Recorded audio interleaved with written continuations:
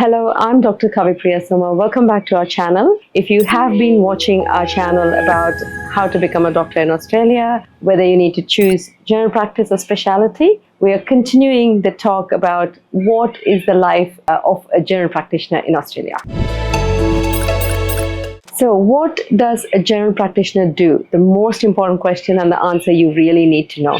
So general practitioner does manage all conditions from top to bottom, like mentioned in my previous videos, from birth to the death, and your whole family, not just one person. So they not only offer treatments for illnesses, but a lot is spoken about prevention and wellness of yourself and the family. So for your information, GP is the first port of call for all your family's health needs. So you might be thinking, why would anyone choose general practice over training in a specialty? Well, keep watching to find out. So what are the skills you will need to become a good general practitioner? The first thing would be communication skills. As mentioned earlier, as a GP, you will be connecting with a varied age group of people that walk into your office. So it's really important to connect well with all age groups. This doesn't mean just talking, but also listening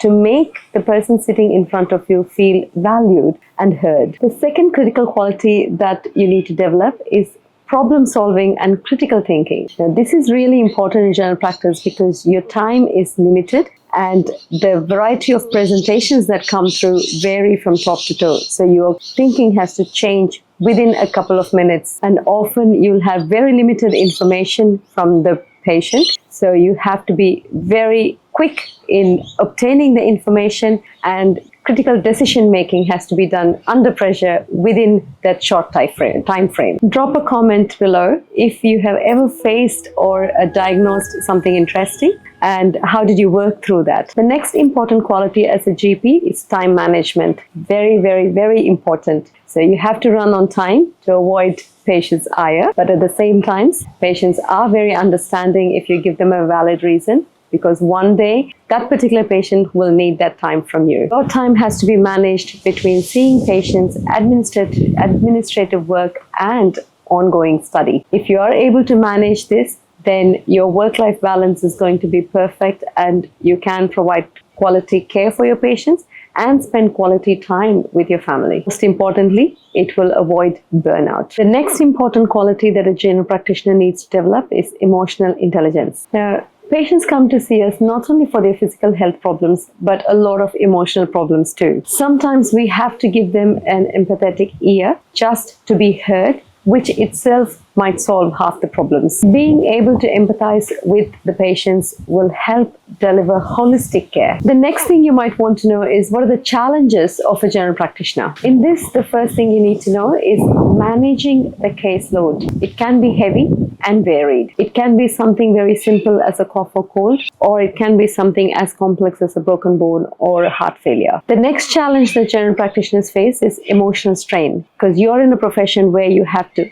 give a lot. It can drain your own emotional energy, especially if you're dealing with complex situations like giving someone a diagnosis of a cancer, terminal illness, or dealing with death or palliative care. Emotional resilience is crucial to avoid burnout. The last challenge that general practitioners face is keeping up with advances in the variety of fields that are coming through. Advancements are faster than ever and continuous learning becomes very important. You think being a GP is easy? Probably, but think again. There's a lot of constant learning which you may be surprised with. Enough of focusing on the doom and gloom. Let's focus on something positive. So what are the rewards of general practice in Australia? I have been a GP in Australia for over 18 years now, and the most rewarding thing is I have been able to participate in the patient's life journey. So like mentioned, long-term patient relationships and family relationships. So part of being their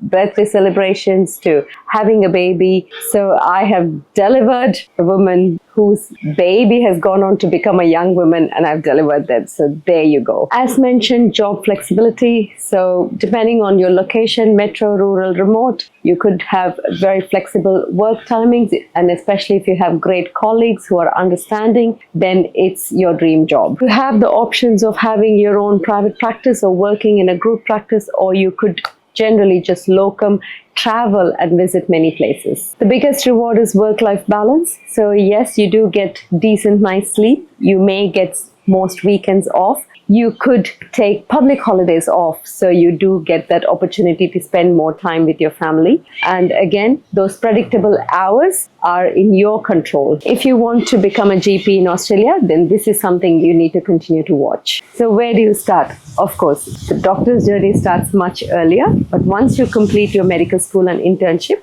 then you apply for GP training program. There are 2 colleges that offer this, RACGP as well as RRM. And the completion of the training could take anywhere between 3 to 5 years, depending on when you clear your exams. As doctors, we have long-standing relationship with exams, so be careful about that. So if you are considering a general practice career in Australia, tell me what is exciting you or what is making you nervous about it. Drop a comment. So would you like to know what a typical day in the life of a GP would look like? Usually at the start of the day, you could start off by seeing the patients. They're all appointment based. Yes, there are some appointments what we call as walk-ins. So we allow them, so in case someone needs it on the day as a semi-urgent, it's always open. But there is some admin work that will fit into your day-to-day activity, writing reports, either it could be legal reports or a workers' compensation report or a fit to work report. So those will be involved or included in your day-to-day activity as well. All this while I had focused on the physical health needs of a person. But importantly, GP plays a very important role in the mental health needs of a patient. So some final tips for succeeding as a general practitioner. Never stop learning, build a good support network, and practice self-care. So is general practitioner job the right choice for you? Well, like I said, choice is yours. But if you enjoy a variety, you loved tackling mental health issues and seeing a wide variety of presentations during the day, and if you are resilient enough to tackle those challenges, this could be yours. Thank you for watching the video. If you do like it, subscribe and share it. But I'd like you guys to drop a comment if you felt that GP is the right pathway for you and what's exciting about it or what's making you nervous about it. Thank you.